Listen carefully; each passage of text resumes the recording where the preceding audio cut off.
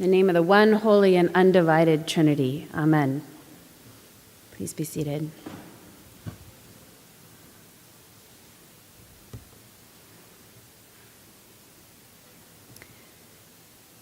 The scriptures contain many things.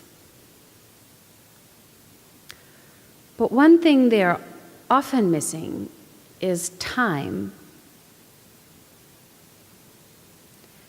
We hear today that the kingdom of heaven is like a mustard seed that someone took and planted in a field. We hear too that the kingdom of heaven is like yeast that a woman took and mixed in with 3 measures of flour until all of it was leavened. When we hear these stories compressed, we can picture each stage of the story in our heads, like a picture book or a comic. A, B, C, D, E. The person planting the seed, the little seedling coming up, the greatest of shrubs, birds nesting in the branches. What it can be easy for us to forget or elide is that each of these processes take time. It takes time to plant the seed, to water it, to pull the weeds, protect it from birds, and watch it grow. Day, evening, night. Day, evening, night. For months. It takes time for a seed to become a full-grown tree. It's not something we can watch happen in real time. There's long stretches of time in between each piece of this story. Likewise, it takes a while for someone to use 3 measures of flour. It takes time to make bread, to mix ingredients, to knead it, let it rise, to bake it, and it takes time to work your way through several large bags of it. There's time in the middle of these tasks. There are other things that happen while we're waiting for these things to happen.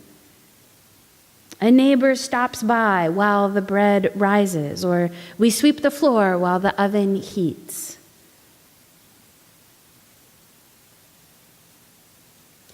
Jesus is telling these stories, these parables, to people who don't live in a city. He's talking to people who live slower than we do. He's talking to people who live in a backwater, frankly, even of their own day. And they didn't have calendars on their phones, right? They didn't have phones. They had night and day, sunrise and sunset, a night sky filled with stars, seasons, lanterns, dirt floors, simple dwellings, sturdy chairs, gardens and fields.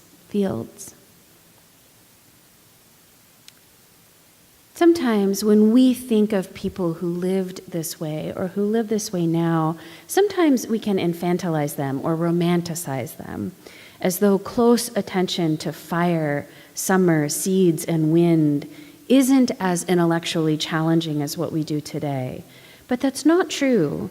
It takes a tremendous amount of intelligent capacity for people to pay close attention to what is around them and to remember.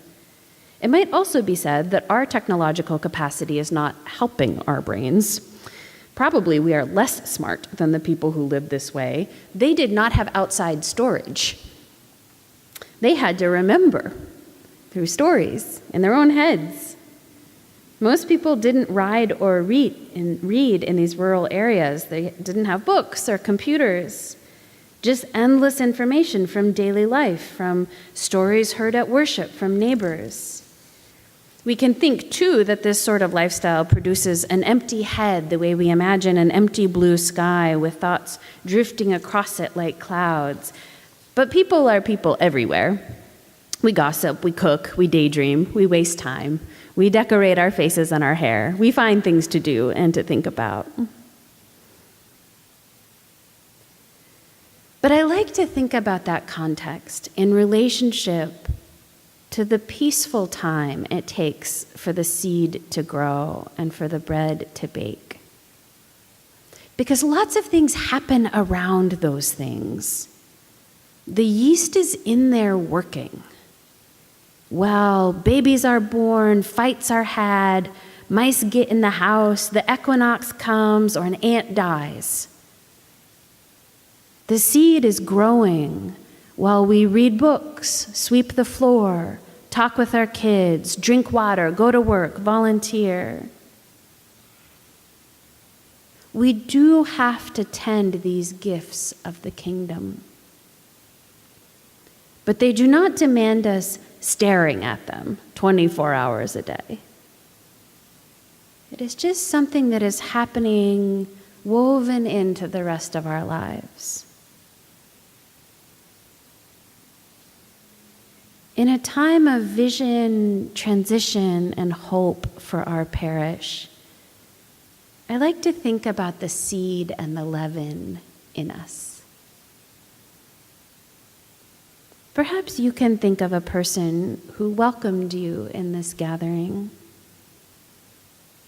or a moment in worship that moved you and changed you. Perhaps you can think of a time you were giving of your time and energy, and you caught a little bit of that taste of heaven. Those things are always among us and growing in us, even when our conscious attention is elsewhere. We do need to tend them, attend to them, pray, come to communal worship, give our time and energy and money, and then let those seeds grow. Let the leaven miraculously lift the risen bread. We tend it, let it grow in us, walk away for a while, tend it some more, walk away, and suddenly we are different. Things blossom. We are huge and we are risen. We can trust that God is working among us, even when we're not looking, and even when we sleep. The seed is there. The leaven is among us.